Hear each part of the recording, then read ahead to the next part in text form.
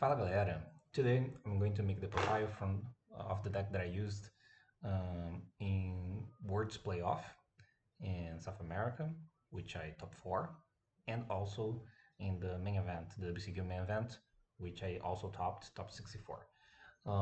I play a different deck, which is Kashtira Punk, as you guys can see, and I feel like there's a lot to talk about this deck, and there's a lot of theory that I really like, and it's a different approach that I usually do, and I feel like it was the perfect timing for me to try something different based on the trends in the metagame and the things that change uh, for this event in comparison to what happened in the previous formats and the type of tags that are being used right now and which cards are being used right now made me want to play differently, and also were the whole dynamics of Words Playoff, which uh, can make things like this work better. And it did work really well since I topped both events. And yeah, so yes, I play Kashira Punk. The first question is probably why you did that, and there are some reasons. One, I will show the punk related combos later of this deck. I will make a separate video where I show the punk combos. There are some of them, and they can be different based which text you have in your hand, which cards you have in your hand, which information you have of the text that your opponent might play, and which deck he's playing. So there is a lot of variables that might change which type of combo you do, because there is not only one punk combo, there is more than one, and you can choose. And I have the options in my extra deck, so I can choose from base the variables, right? And that's a really interesting thing, because sometimes when you have a combo in your combo deck, you have a combo, the combo that you do. And it's not the same case in this one. You change your combo based in a lot of factors, and I feel like this gives a lot of um, um, agency on what happens, and you have the choice to do things, and that's pretty cool to have sometimes. So the main reason that I decide to play this version of the deck is the amount of board breaks in the metagame. And Kashtira, historically speaking, has an issue into board break formats, and especially when the other Kashtiras, which was the matchup alongside Sprite decks that I respect the most for this event, especially playoffs, um, both um, are both decks are have this tendency right now to be on the board break side, and regular Kashira has an issue with people playing that many board breaks, especially in the mirror match.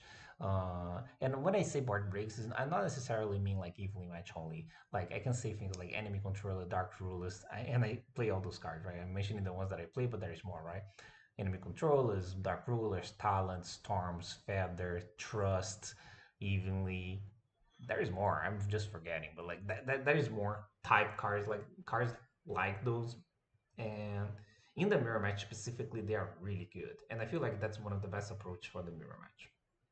But I feel like against some other matches, for example, against Runic Sprite Live to Win, which is a deck that I respect a lot for this event, um, it's interesting because this is not common in my opinion. But one of the best approaches would be a combination of bar breaks and hand traps. Usually, I like to say that having board breaks, full board breaks or full hand traps is usually the choice. And it was in the past. But this deck is a really different deck where a chunk of your interactions for the ranks and another chunk is for the sprite and live wins. And they are worked in a really different way. And it's really hard to combat this deck. Like let's say you have only hand traps, sometimes you can't stop the live twin. We can stop the runic, but not the live twin. But you only have the board breaks, it will stop in your turn, of course. The live twins and the sprite interaction, but not the runic. And in both ways, it leads to a loss. What end up being the best thing is to play both. Like you have board breaks and hand traps at the same time. That's why I did that. But about the punks again, um, the fact that the combos of the punks are resistant to this type of interaction, especially the bot breaks, because most of the people went this avenue, right? On the board break side. It's pretty cool because again, I will show the combos later. But usually the like just like a simplification, what I what I mean, usually the punk combos, you have two choices. You either do Omega Baron or you do Titanic Baron. That's in good punk Kashtira hands. And also, you do that plus full Kashtira combo, okay? Don't forget that. You still do a Rise Heart, you still do Shangri-La. And also, really, really important. There are two things that I wanted to have in my Kashtira decks. One, I want to be more resistant to board breaks, and those are things that helps, right? You have a negate on Fleur, you have a Omega guaranteeing take away a card from your opponent's hand, and I say guarantee because usually you do this Omega effect after you make a Rise Heart, so you take the card forever because you attach to a Rise Heart, and I will show that in the combo. And the second thing, extremely important, is that I play for follow-up in Kashtira, and that's not really common. I'm not seeing that a lot on Kashtira players. I've been watching and I'm playing against a lot of Kashtira players, good Kashtira players, and they are doing one thing that I feel like is I don't know, muscle memory from last format, which is I need to make a Rise Heart with free material as soon as possible type of mentality, which usually means that when you use the Big Bang effect, use special summon whatever you get. I'm not doing that. I'm 95% of the time use the Big Bang to add the card back, usually Unicorn. So I pretty much treating the Unicorn and his combos as a Stratos, where this is a really old analogy, but when you use Stratos and get Stratos back, Unicorn is pretty much that. You Unicorn and you do the combo and you get Unicorn back in the end. And I want this follow up. And I feel like the reason for that is that since it's so easy that you lose your board needs to be annoying enough that demands an interaction, but you can't put a lot of effort. And what I mean by effort is like committing cards that could be in your hand, but now you're in the field just because you want a free material rise instead of one. Um,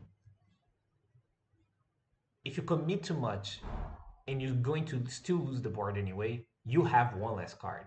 What usually happens that your board needs to be annoying enough that it demands an interaction, but you're probably going to lose it anyway. It's really hard to maintain a board right now.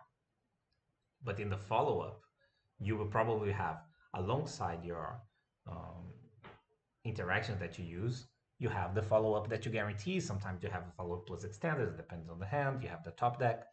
And it's really hard for your opponent to use board breaks, clear your board, and end on a fuck ton of interactions. They usually don't. They usually can't. And, and what usually happens that in the turn back is pretty cool.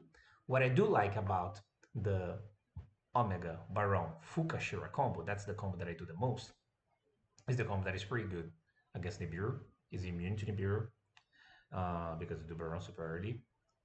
Also, it is, I mean, you don't do Baron superiority, like you, on the fifth summon, you have a way to Baron, so they need to Nibiru now, but you chain Omega and take away the card, another card, and you still Fukashira combo after that.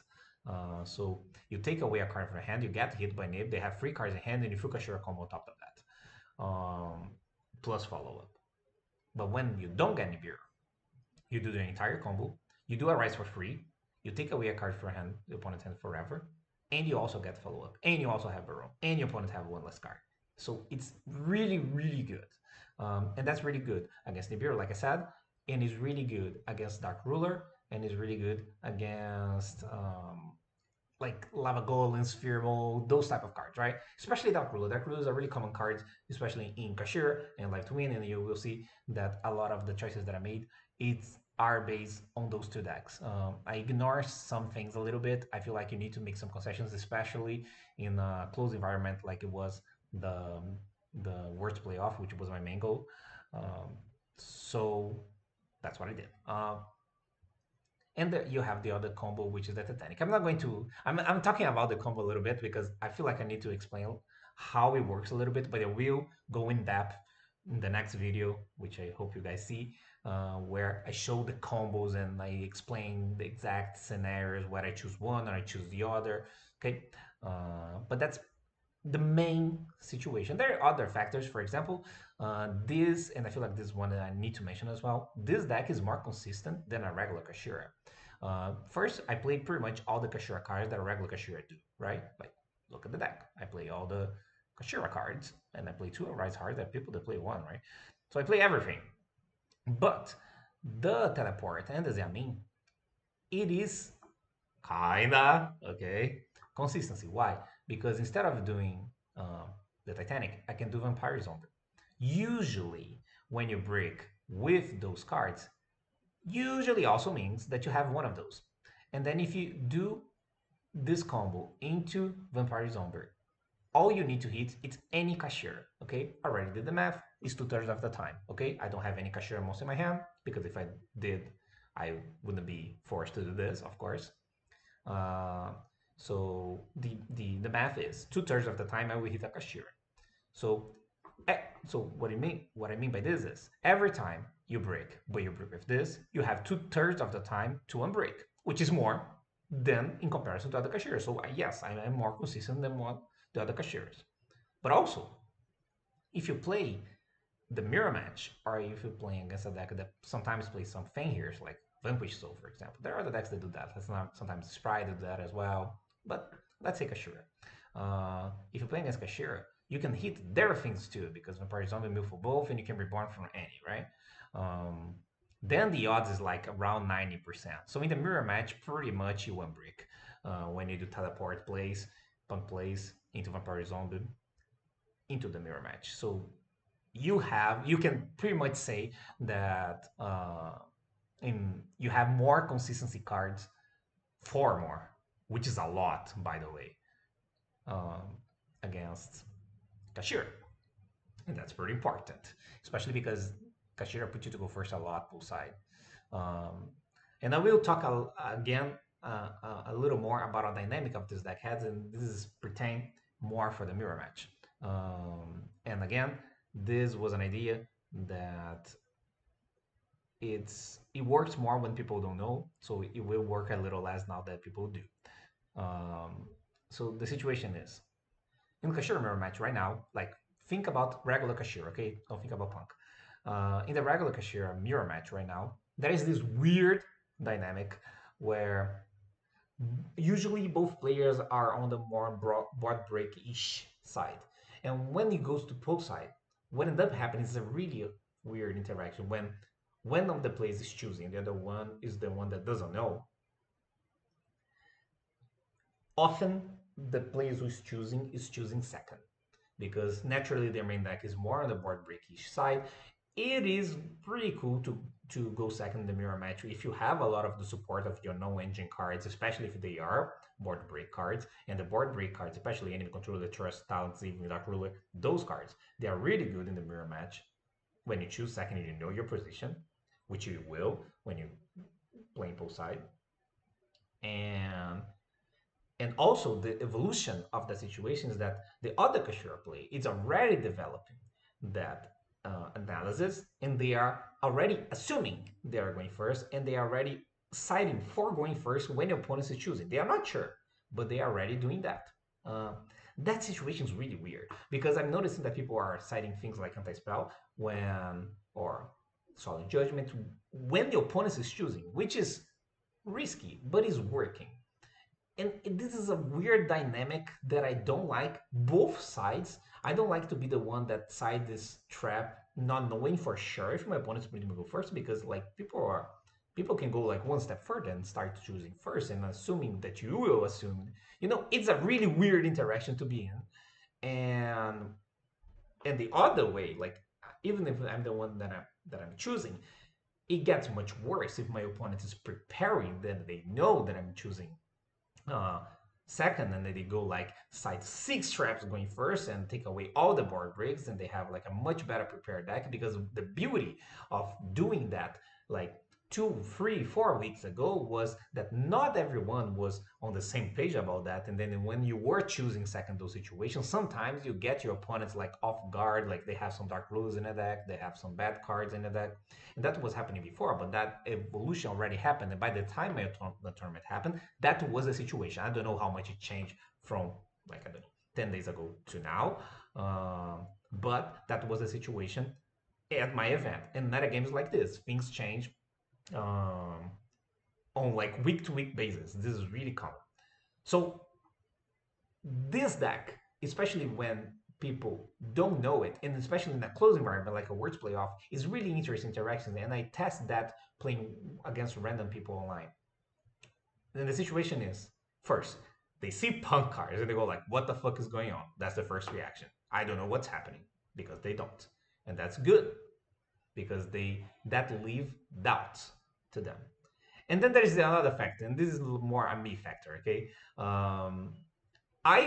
Me, right, myself, historically tend to play things, right? People believe that I tend to play type of decks. And when they see or know, especially in playoffs, that I'm playing punk cards, my opponent is way less inclined to choose second in the mirror match when they can, because they don't know if I'm going to have the punk cards or not. And again, they don't know what my punk cards do. They probably saw me playing punk cards round one. They probably know because someone talked, but they are not sure. Or I use a prosperity game one and I show a punk card, or I won the row, do a punk combo, and now they do know what happens. And usually you lose when if you've seen punk cards, you probably lost. If I went first and we are playing the mirror match, uh, so all those scenarios make my opponent less inclined to choose first because they don't know. Imagine, put yourself in your opponent's shoes. I mean, be my opponent, okay? You don't know the combo. You see some punk cards and you're like, what the fuck is going on? I'm probably better choosing first. Like, this is more a combo-ish type of Kashtira deck. And that was intended. That was my intention. I want that to be the reaction because when it is the reaction, I know kinda that I'm going second. And I want that because usually my opponent deck, it's less built, like it's not well made to decide to choose first, right? And it's like a sure mirror match still. And I do side out the punk cards when um when in both ways, when I'm choosing and when my opponent is choosing. I take out the punk cards both ways because when my opponent is choosing, I notice when they see or know about the punk cards, they have the tendency to choose first because they say, I'm not going to let this guy play Kashtira punking and let him to go first. What the fuck? I'm not crazy. That's usually the interaction. So what I do, I side more or less for going second. I do a compromise. I can show side patterns later, but I do this compromise. Where I have some talents, some feathers, I have the dark rules, I have the enemies, and my opponent is often choosing first. And I don't have the punk cards anymore. But usually what I notice is that people don't risk it. They tend to choose first because they are afraid, that's the word, afraid, of letting a Kashtira punk card to go first. And it's understandable. And I want them to do the right thing, but the right thing in this case is wrong because I already anticipated that. So that's the thing. And when I choose, so this is when they choose. They have the tendency to choose first. This is already pretty good because I want to go second. And when I choose, they are unsure again, right? Because game one, I do choose first, right? And I'm playing pawn cards. So in their head, when they don't know, they say, okay, it's Paulo. They're playing Kashtira. He's playing Kashtira punk. He's probably going to like make a super that this is a combo deck, right? He's probably going to choose first in the match. That's usually what people think.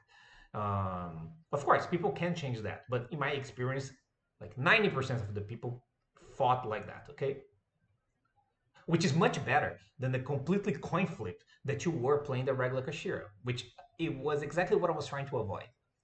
And when they think like that, what they think is like, okay, I'm going to side for choosing facts. And so me playing this deck and these cards and also being me make my opponent not able to do what they are doing in the other matchups, which is, I'm sure the Kashtira player will choose second, I'm going to sign the Solemn Judgment of the spell. I'm not hurt by that.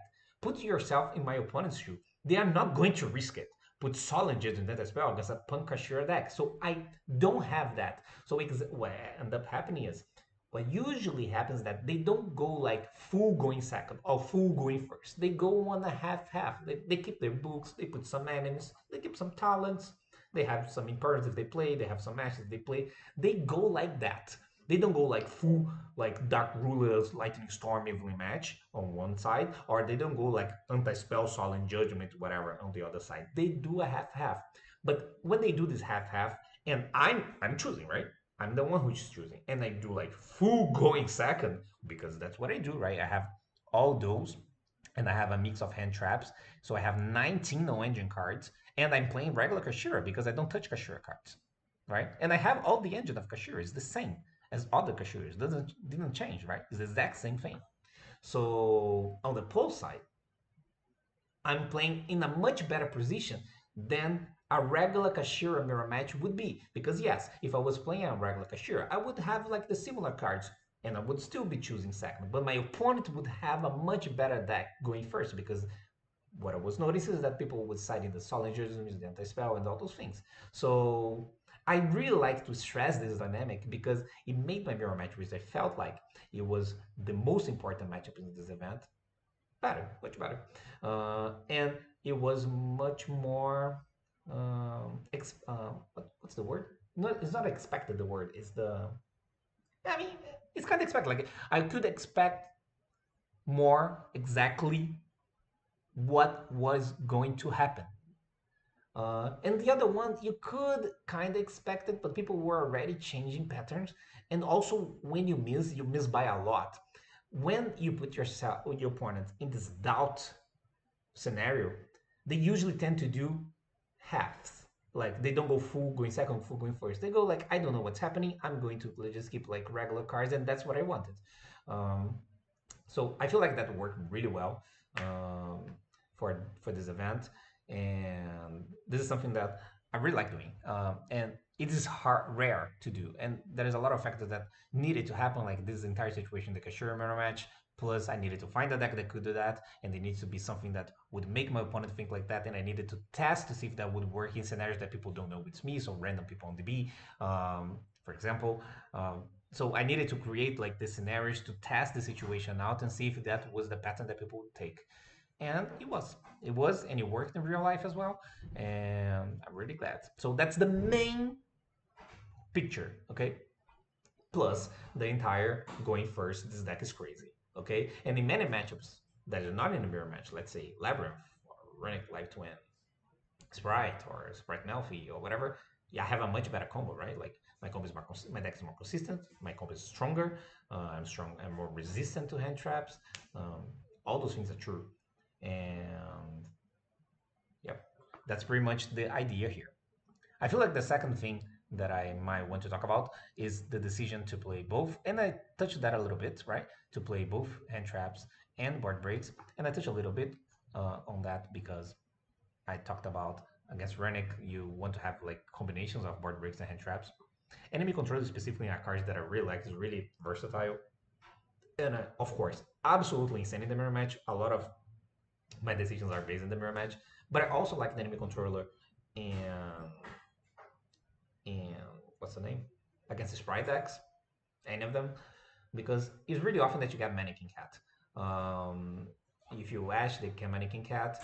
Both side, depending on the deck you have them as well, they Mannequin Cat. Just because it's Kashtira, they bring something back, and it is Kashtira with almost on board. This enemy controller really helps on that because you trip the monster, take something, they either force a carrot or take something. And usually what you take is an XYZ, which you can put an attack and forces Zeus and play Mephis too. What usually happens is that this doesn't happen. Usually you get carrot, and then you play Kashtira normally, and then it works. You force a carrot, kill the monster, play normally. Also, really interesting card going first, especially against Sprite decks. I mean, against Kashtira is fine too, but like mostly against Sprite decks, it's really interesting because sometimes just taking a monster, it's useful, and it works. It helps. And the Kashtira also helps because sometimes they try to make Zeus. I do Shangri-La a lot, even in the mirror match. I don't care. I feel like it's usually because sometimes you don't know you in the mirror match. So if you give enough Shangri-La effects, it's going to cost you a long run. So I do that, but enemy controller helps on that. like in perm. And if I did like punk combos, you have the Titanic interaction. We'll talk later about this in in the the combo video, but pretty much this helps you to not get Zeus because you can redirect attacks and shit like that. So I really like enemy controller. I'm really glad that I played, and I don't regret. I feel like since my goal was to beat those two decks, um, that is really cool. And I also played Dark Ruler. This was more out of respect for sprite decks that they're kind of annoying sometimes, and it really helped me on the main event. In the WCQ, in the Worlds Playoff, I didn't play Dark Ruler. I played Lava Golem, so that's the only change between both events. One was Friday, the other one was Saturday and Sunday. I played two Lava Golems here and one Lava Golem here. Okay, that was the only change, and I regret it. Like when in the Worlds Playoff, I definitely played at least one game because it was Lava Golem instead of Dark Ruler. That was noticeable. I still won the match. It was against a Kashtira, but if it was Dark Ruler, I would have won, and it was a Lava Golem, and I lost because of that, because my opponent play around Nibiru and like by mistake play around Lavagoli. I feel like that wasn't his intention to play around Lavagoli. I feel like he was playing around Nibiru and then he also played around Lavagoli by mistake, and it really helped because I needed to commit an extra card to out the board, and then because I committed an extra most and it got Nibiru, I wouldn't otherwise. If it was like Rule, I would do a force summon play. Um, into that Red Heart if it was Dark Ruler, and then would have won the game on the spot. It would be 2-0. So I lost the game, and then I won game three. But it didn't matter at the end of the things. And also it mattered. I don't know if I would have won, but I lost to a Sprite in Swiss of the Worlds Playoff, and I drew Lava Golem, and I missed the normal summon. And that was something that I was noticing. But since I didn't test a lot of Dark Ruler before, I didn't want to make the change. So that's the thing that I changed. And I liked it because it was really good, at least day two of the WCQ when I had the Dark Rulers. Okay, so that's the other thing. And yeah, it was pretty cool, especially because of this. Of course, I'm giving up a little bit on Daspia and Lab. I know that, but that was expected and that was intentional. I feel like I needed to make a call somewhere, and that's the call that I made, and I don't regret it. I feel like it's fine, and you make those matchups better pool side. And I feel like, to be honest, this deck specifically can afford to have some decks, some cards that are a little bit worse in certain matchups, because every time you draw the punk cards, you kind of have to discard a card in a way. So if you know the matchup, sometimes you do. In small tournaments like that, you always do. You the matchup like Worlds Playoff, for example. So let's say I know I'm playing like round four Worlds Playoff against I don't know Despia. So if I had a dark like an enemy controller, I know it's shit, right? So I can discard for a teleport play here, a bug play.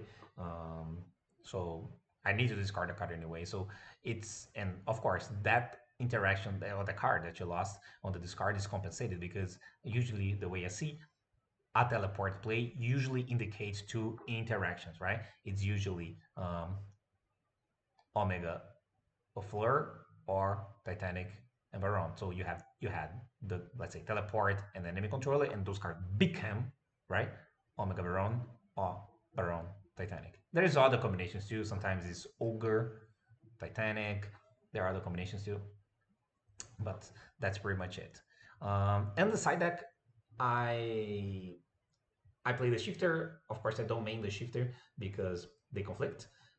So I side the shifter, and this enters a lot every time the punks I set out the punks. I do set out the punks really, really often. I feel like going second, I set out against almost everything besides Labyrinth. Against Labyrinth, I do like the punks even going second. And I play against two labs, which was a deck that I feel like I ignored the most. And I won both matches against Lab, which was really cool because it was a match that was a little bit afraid because of the lack of respect that I had. Like I only have those back removals, and like I'm I don't know, man, figuring out. I'm forced to keep some imperms and enemy controllers. It's crazy, but it ended up fine. So I have the shift in the side deck where when they go out, those go in, depending on the matchup. And okay, let me refresh this. Okay, go back. So shifters go in, and I mean, of course, course, it's pretty good, right? Shift is still really good against many decks. Um, let's talk about this first. So I have some Wombat rigs in the pool side, especially because of the two matches that I mentioned, right? The Runic Live Twin Sprite and the Sprite and the Kashtira. So they do help. And I need to have some numbers of cards here, like those 12 are the cards, of course, not all at the same time, that enters on the punk cards and the Big Bang. I do this pattern a lot. Let me go solo mode here real quick.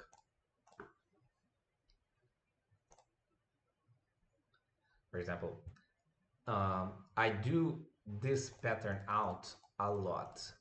Sometimes Ogre stays depending on the match. For example, against like Sprite Melf, the Ogre stays. But those 8 cards, they side out a lot. For example, in the mirror match, when I choose, I do this. And see, I need another 2. So I need another 2 card that I can put. But the thing is, I could put, I don't know, another Talus and a Trust, right? I could have done that. But then if I do that, my other patterns in the other matches where I have to side out that many cards, it gets weird as well. For example, against Dasp it gets weird because I'm forced to keep like some spells, and against that you do want hand traps instead. So for example, against Dasp I have all those 12 plus some board breaks. And there are some cards that are worse, right? Like enemy controller, back ruler, right? So I did all the side patterns, and the conclusion that I came is that it would be good for me to have a hand trap that is generic that I can side in a lot. And the best card to do that, in my opinion, was Morna. And the second reason that I do like the Morna is that going first, I side this Morna a lot because, look, I have 5 cards that are not that desirable to side in, right? To keep in the deck. So what ends up happening is that I have those 6 cards here that I do side in a lot, and I do those like this a lot. And then I prefer Morna over Imperm. And then, of course, there are matches that I can do talents over the other imperms too. And that's why this talents are one-off. It's not a coincidence that I can do the talents here. For example, if I play against a hand trap deck, I can do like this, you know?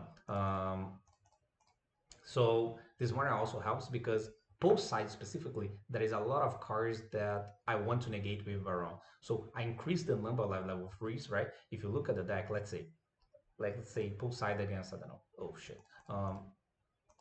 Some decks you can do like this, right? Like this, for example.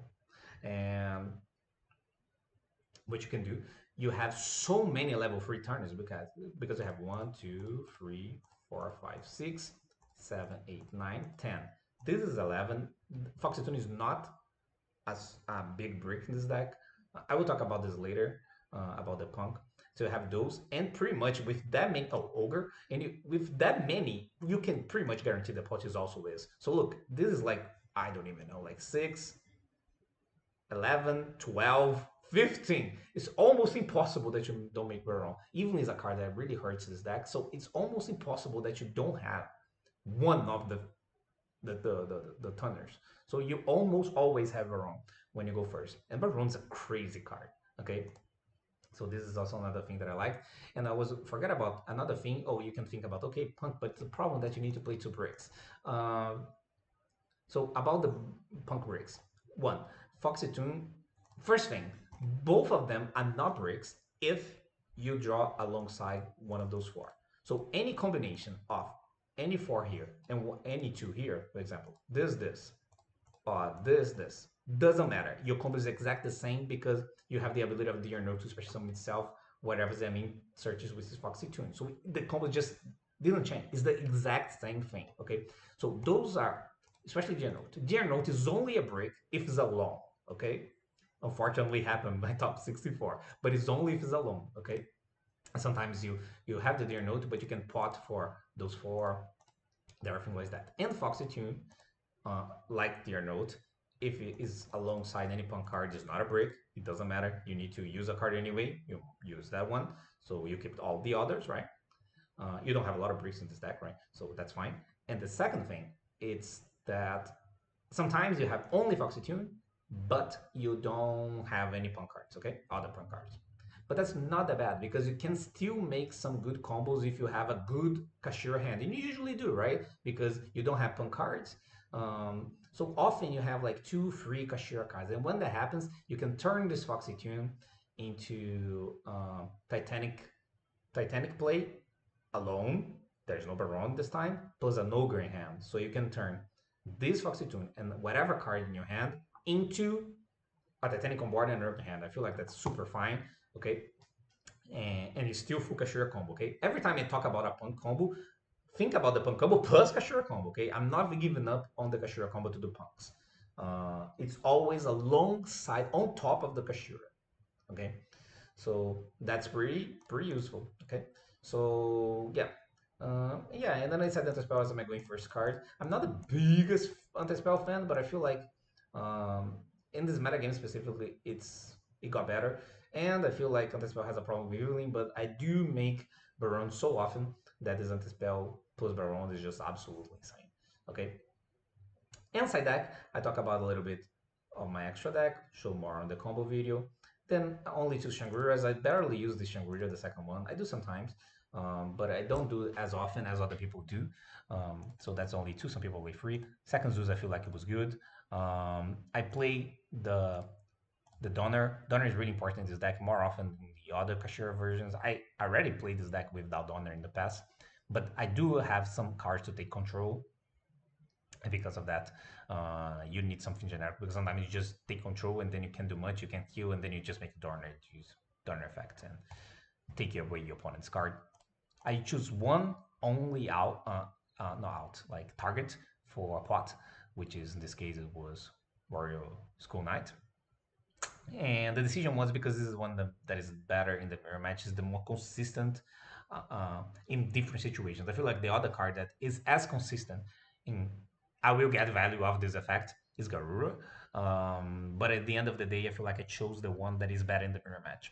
Because what it really often happens in the mirror match is that you make a Baron and then you have the ability to attach School Knight, right? And then your opponent's Dark Ruler you. Now you have School Knight. And this School Knight will be something eventually. Like this is it's going to go to the graveyard at some point, and your opponent is not going to kill you because it's just Dark Ruler you. And then when your opponent's turn starts, you go banish, kill, and they usually don't have a lot of interactions, right? Especially going second is hard. It's not that easy to kill a board and also have a bunch of interactions, different type of interactions. So they often have only one, sometimes two interactions. Then the School Knight kills an entire interaction for free. It just also works against. For example, you have a Rise Heart and they flash and fire you, for example, and then the card dies. So there is things like that, okay? So that's why I decided to play this one. And the last thing that I'm going to talk about is the Big Eye that I play too, and that's my only regret for this event. I should have played the Infinite Track rank 7 that I will talk about in a separate video. I'm not going to do this right now, but I will talk about the Infinite Track rank 7 in a separate video because specifically it's really good if you play Dark Ruler, okay, into Sprite decks more often. So that's the only change that I would have made in my extra deck. That's the one thing that I regretted and I miss it. I missed the event. I still won the games that I missed it, but I would won way more comfortably because you can make Baron for 4 materials, which is definitely good. Okay, I feel like that's it. I'm really proud of this deck. It's a shame that I didn't went to Word, but I thought both events, it's a good result. I want to thank all my friends, everyone who tested with me, especially Christian, which he went to Words, right? I mean, he's going to. He qualified. He got second place in the WCQ in Europe, and also almost topped his playoff. He went for one and got actual like 5th place, which is crazy unfair to have like this type of situation happening. And you go X1, you don't top. But he come back and he stopped the event. So a big thanks to him because we worked a lot on this, on the punk deck and the deck that he used, which was a different one. And then we decided to play. I mean, he plays, but we decided together for him to play that deck mostly because of the different in meta game that we had. And I feel like those two decks, this version, the hand trap version that he played, both are really good in their specific events. And we both did really well with both decks. So I'm really happy for him and for us, for our result. Now we focus on Worlds and then next events. And yeah, that's it. I hope you guys like it. And I see you guys on the combo video next. See you later. Bye bye.